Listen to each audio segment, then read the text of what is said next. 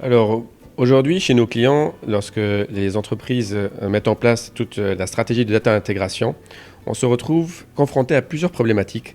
Certaines d'entre elles, c'est avoir la donnée en temps réel, avec des plus petits volumes de données, mais avec des usages beaucoup plus fréquents.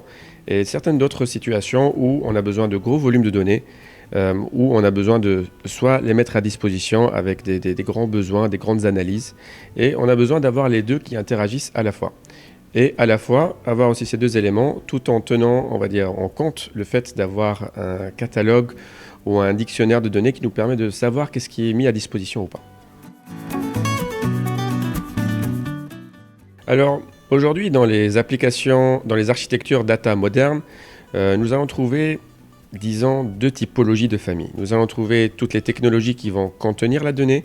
On peut trouver là-dedans du big data, du dataware, du NoSQL, des bases de données transactionnelles et même des fichiers Excel, on va dire classiques, qui contiennent toutes les informations et toutes les données. Et d'un autre côté, on va trouver tous les consommateurs de la donnée, qui eux veulent faire des analyses, faire du reporting, faire une approche prédictive, de la data science, ou tout simplement pouvoir mettre à disposition ces données-là dans des applications web et mobiles.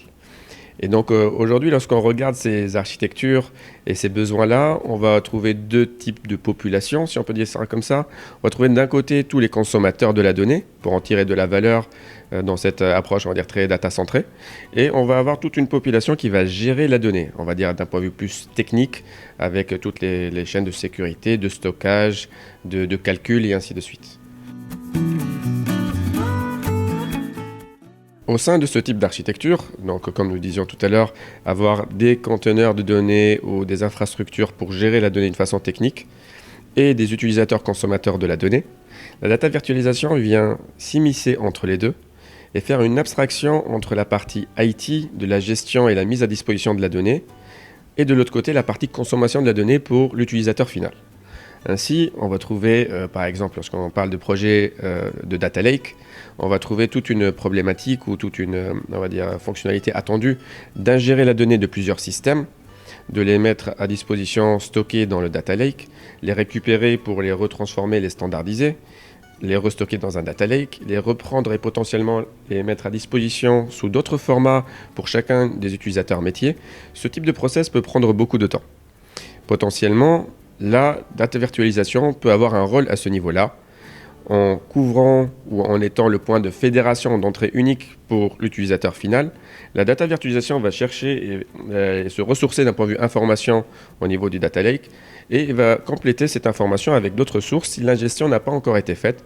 Elle peut aider à accélérer cette ingestion potentiellement. Elle peut pouvoir rapprocher les deux informations parce que certaines données ne peuvent pas être copiées dans un data lake pour des raisons réglementaires ou autres. Et à partir de là, elle va faire aussi, la data virtualisation, cette abstraction technologique qui permet d'aller sur un data lake qui peut être dans vos data centers, qui peut être sur le cloud, qui peut être une migration d'anciennes technologies. Ceci sans que ça soit, on va dire, impactant à l'utilisateur final qui consomme toujours la donnée avec zéro interruption de service. Alors, cette approche-là est une approche standardisée aujourd'hui, la nouvelle, on va dire, architecture de référence data. Et quelqu'un comme Gartner appelle cette approche-là depuis avril 2018 le Logical Dataware ou Logical Data Lake, ça dépend bien sûr de la perspective, on peut voir ça ici. Et le concept est celui que je viens d'expliquer ici. Donc nous avons des clients tels que Logitech qui ont mis ça en place bien sûr, et c'est disponible dans l'article du Gartner en l'occurrence. Et en addition, on va dire, à ce qui a été décrit précédemment, on a toute la partie data catalogue et exploration de la donnée qui permet de donner une grande valeur ajoutée, peu importe où se situe la donnée, et en diminuant les process de mise à disposition de la donnée dans cette architecture data lake ou logical data lake ou logical dataware. Alors, dans cette architecture moderne de données, nous allons avoir plusieurs vitesses et plusieurs technologies. Certaines des technologies peuvent dater des années 80-90, certaines autres technologies sont très récentes. Toutes ne sont pas structurellement faites de la même façon, sécurisées de la même façon, accessibles par le même protocole ou par les mêmes formats.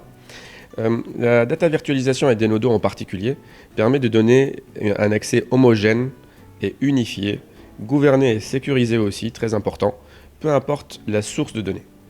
Donc à partir de là, tels que nous l'avons discuté par exemple avec certains de nos CDO, des étangs data. Il y a un héritage technologique existant, il y a aussi des nouveaux besoins en rapport avec la partie digitale, la partie big data, la partie IoT. Denodo permet de rapprocher ces deux mondes-là et permet d'avoir un usage homogène, encore une fois, peu importe la technologie sous-jacente.